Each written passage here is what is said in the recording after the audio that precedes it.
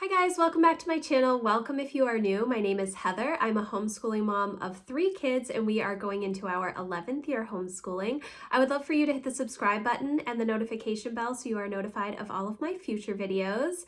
Today I'm going to be continuing my homeschool planning series with weekly planning. I plan most of our homeschool weekly.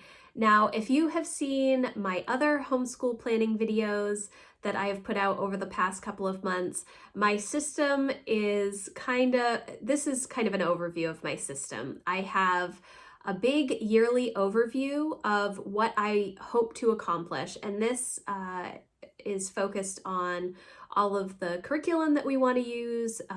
We're literature based, so it's mainly a lot of books that we want to read, projects that I'm hoping to do, just a really big picture idea of how I want the year to go. It includes goals for my kids, goals for our homeschool overall, as well as specific areas that we want to concentrate on. So after I have that big picture yearly overview, I do monthly planning, and monthly planning I do on my planning day each month. It is a day I put aside on my calendar at the beginning of the year so that I know I have that day to look ahead to what's coming up. The books that I have on my list that I'm hoping to get to in the month, as well as any outside commitments that we have, if there are sports or activities or doctor's appointments or days off or anything, getting all of that situated so that I have a good understanding of how much time we have in the month to work on the things that I hope to get done. And then we get to weekly planning. And weekly planning is when I sit down on Sundays and I go through what we have ahead for the week and I put it in my planner. I have an Erin Condren teacher planner, which I use for all of my homeschool planning. I've been using this planner for 7 years. It keeps me super organized. It's functional. I love it. It has just enough space for me to get everything in that I need without giving me too much space to plan too much, which in years past, I have had that issue. I will plan way too much with the amount of time that we have, but I don't have that issue anymore. And part of the reason is because I do my weekly planning. So the first thing that I do with my weekly planning is I get out my teacher planner and I label the columns. I have one for Emma, one for Jack, one for Lucy, and then I have a history, a science, and then a brave writer / read aloud column. And then I have a notes column. Sometimes I use it for circle time activities, listing out things that I want to do with Lucy. She is just in 1st grade, so we do still do a little bit of circle time. Or I've also used it for daily things that I want the kids to do that I don't necessarily have to plan. Like when they're working on their Wordly Wise, they just go to the next page, so they start with 10A, and then the next day they do 10B and then 10C, and it just kind of goes that way. Something like that. That's kind of what I use that column for.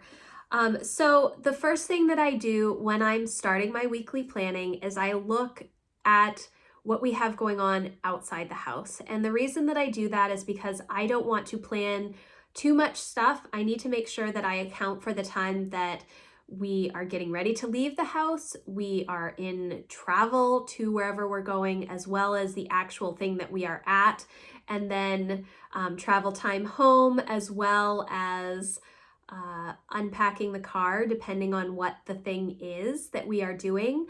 My kids are just starting public school band and chorus. So if you watched my last video about our monthly wrap up for August, our first month of school, I had not planned to have my kids in public school band or chorus this year. However, they changed the scheduling around and I thought that it would work, and it was something that the day before public school started, my kids decided they wanted to participate in. So it kind of changed everything as far as my planning goes. So the first thing that I do is I write down when we are going to be out of the house and make sure that I have enough margin on either side for travel, for getting ready to get into the car to go, all of that stuff. If you don't include enough margin, you're not going to complete the things that you have on your list. And it's a hard thing to learn, but once you figure out how long things take, it's much easier to plan them out. So when we're going to be out of the house for an hour for band, I know that it's most likely going to be closer to an hour and 45 minutes with travel and with getting in and out of the car and packing the car and getting things unpacked. So I plan for that time so that I'm not planning a ton of other stuff at the same time, which will not get done. So once I have that's what I put over here, actually, underneath the days. If we're going, I put our Bible, and then I also put if we're going to be going someplace for the day and the time that we're going to be gone. And once I have that down, then I can start looking at what we have in the instructor's guides and what I think we will accomplish. So we do use Sunlight, which has 36 weeks of lesson plans all laid out for you. I don't follow them in the grid the way that they are. Part of it is because we have a slow start to our year, so we start with a couple of subjects and then add subjects, and eventually a couple of weeks after we start our slow start of school, we're in all of our subjects.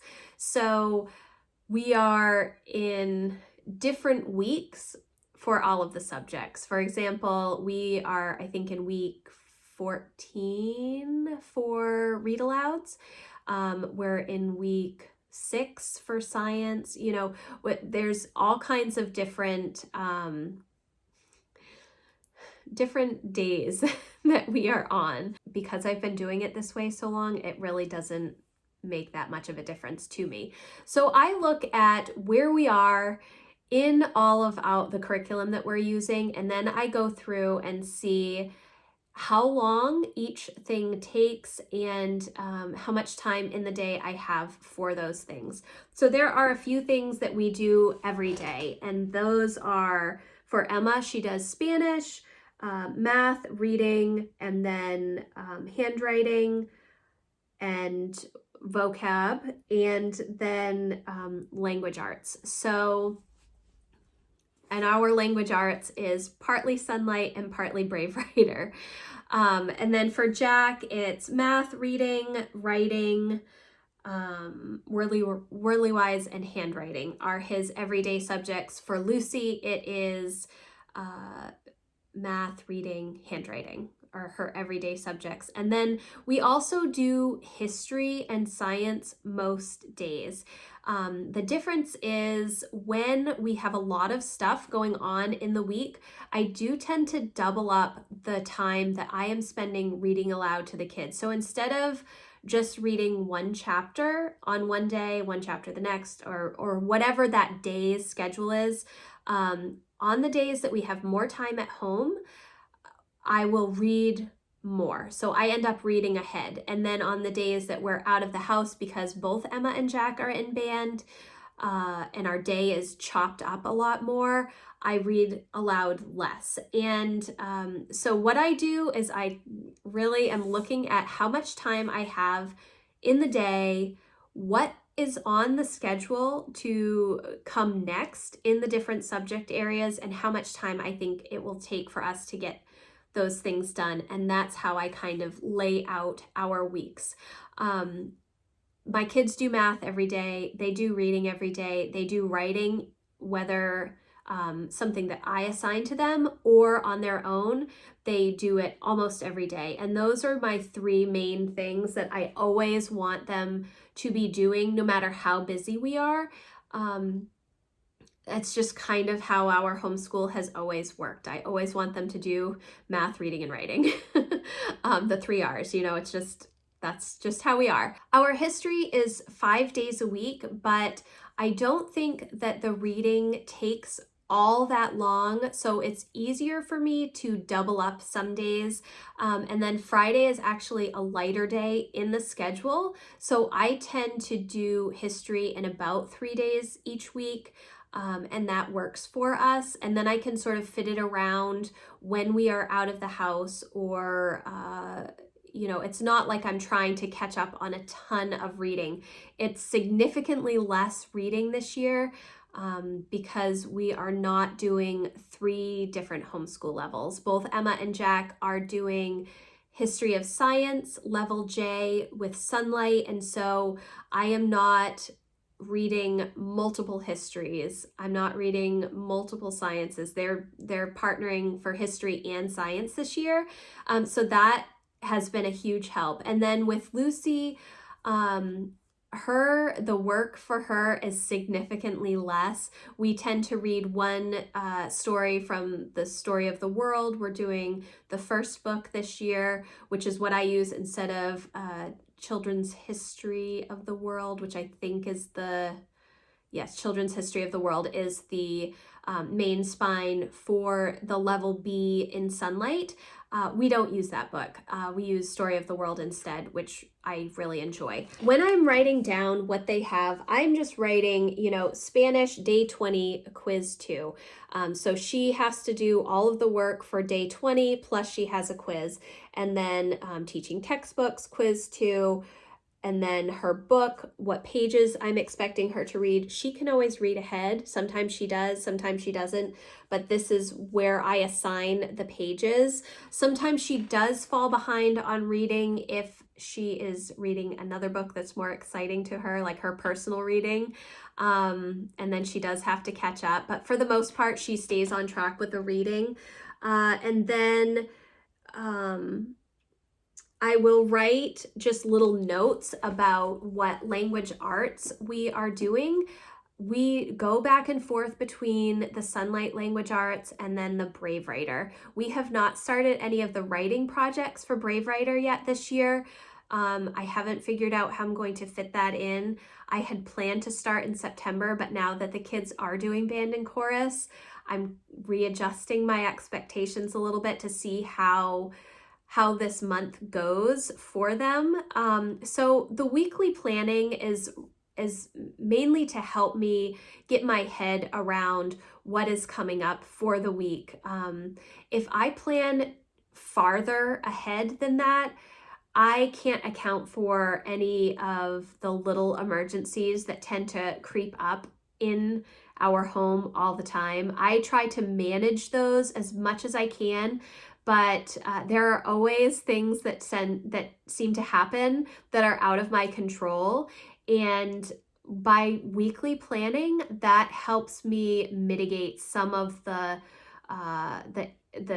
time commitments around work. Because if I plan out too much ahead of time, and then we end up being super busy on a day and I don't get stuff done, then to try and combine the next 2 days so that my schedule still aligns for the next week is really not a good thing. Now, I can make adjustments in my week if I see that, it's taking Jack a lot longer to get his math done, so we need to shift these things around, or maybe I'm going to change the time that I'm doing my read alouds with him. So when I'm just planning out a week, I'm only looking at 5 days. I'm not looking at, 15 days for the month. I really recommend that, just because when you start planning too far ahead and then you have to shift things, the planning is no longer helpful, because you're having to move things around a lot. Now, I do plan out all of these lessons, and then I just check them off as we go, and I evaluate at the end of the week how our week went, and if I need to cut back on some things or give the kids more time. Sometimes if the reading is really challenging for Emma or a paper is really hard, I will give them extra time the following week, but that's something that I can do kind of on a daily basis. to see how things are going. And then the other part of my weekly planning is just some quick journaling, because I have a lot of curriculum that we do follow, sort of, a lot of books and a lot of discussion that we have from those books, but I also give my kids a lot of leeway as far as interest-led or passion projects that they have. They know that when they finish the work that mom has set out for them, they have a lot more time to work on the things that they enjoy doing as well. So I try not to plan too much in a day to give them enough time to work on those passion projects. Then what I do is I will jot down the things that they are working on just in a little notebook, or I actually just put it in the notes pages of my teacher planner, because there are so many notes pages before and after the month. It gives me a chance to just jot down things that they are doing on their own, showing them that those interests are also learning and can also be school related has been an important step in my homeschool journey. I really sat down to recognize the fact that when my kids have a passion or an interest and they are focusing a lot of their time on that passion or interest to learn more, to explore it, to increase their skill level in whatever that topic or subject is, it is an important part of homeschooling. And I want to give them credit for that work, because it shouldn't be just always monotonous, this is what mom wants you to do stuff. Now, my kids tend to think that math is their only school because they enjoy the other aspects of our day. So they don't think of it as school as much as math. But it is all still learning, and it should be accounted for. I should give them credit when Jack spends 2 hours in the afternoon working on Blender tutorials for animation. He should get credit for the work that he's putting into that. Or when Emma is in the basement for an hour and a half with her ukulele and the piano and trying to write a song, and then making a song on GarageBand and layering her voice in and everything. It's, she should get credit for that because she is interested in it and because she is putting in that time to increase her skill level. So those types of things I also keep track of on a weekly basis. I don't do it daily. I just, at the end of the week, I jot down some notes about what they're doing, so that I am able to have a full picture of their homeschool year. I do have a couple of other resources that you can use. One of them is a daily habit tracker. This is where I list every single subject that I could possibly think of that I would like them to work on at some point in a month. And so every day that they do something in that subject, I shade in the box so that at the end of the month I can see what we are doing, and I can look at that weekly and see, are there adjustments that need to be made in the next week if for some reason we don't touch science at all, or we don't do any read alouds for some reason. I need to look at why we didn't do those things and how I can change that to the next week so that we can get back on track and make sure that we're doing what I want to accomplish for the year. So that is kind of an overview of my weekly planning. I'm going to do like a plan with me video soon to sort of take you through all of that. We'll see how that goes. I'm hoping to get it up next week. I'm not sure, because I really have to do it today if I'm going to do it, because I'm planning out my week right now. But I hope that was helpful. I know that everybody plans differently, and this is really just what works for my family. I have found that having everything scheduled out for the week in my teacher planner, and then writing down everything for the week on these weekly schedule pads is very helpful for me. Now, this is just another aside. I use these schedule pads because it is a defined space for writing things down. And the reason that I need that defined space is because originally I was doing the Sarah Mackenzie spiral notebook method of writing down a list for your kid each day. But what I ended up doing was making my list way too long. And so these schedule pads have helped me narrow down the amount of things that I write down on the kids' lists. And this is actually, these are new. These are the focus version, and I got these because there are a few more lines, and Emma needed a few more lines because she's doing a couple of high school courses right now. And so I needed to write down a little bit more information for her, and I didn't have enough space on my previous weekly schedule pads. That is kind of my process for weekly homeschool planning. Thinking about what we have outside of the house first, because if I've made those commitments to be outside of the house, I need to work my homeschool around those commitments, and making sure that I leave enough margin around when we're out of the house is important. And then also making sure that on the days that we are home more, I really utilize that time to get myself ahead a little bit, so that on the days where we're back and forth, all day long, I'm able to still fit in what I need to fit in without feeling overwhelmed that there is too much on my plate. I hope that this was helpful. I know it's kind of all over the place. It's hard to really explain your planning strategy, because I know everybody uses different curriculum, everybody has a different planner, some people don't like planners, but overall this is what works for us. I don't have a set daily schedule. I do some daily planning, and I probably will do a video at some point about how that relates to my homeschool, but overall it is the weekly planning that is kind of the main part of my homeschool planning each year. So I hope this video was helpful. If you liked it, please give it a thumbs up, and I will see you in the next video. Thanks, guys. Bye.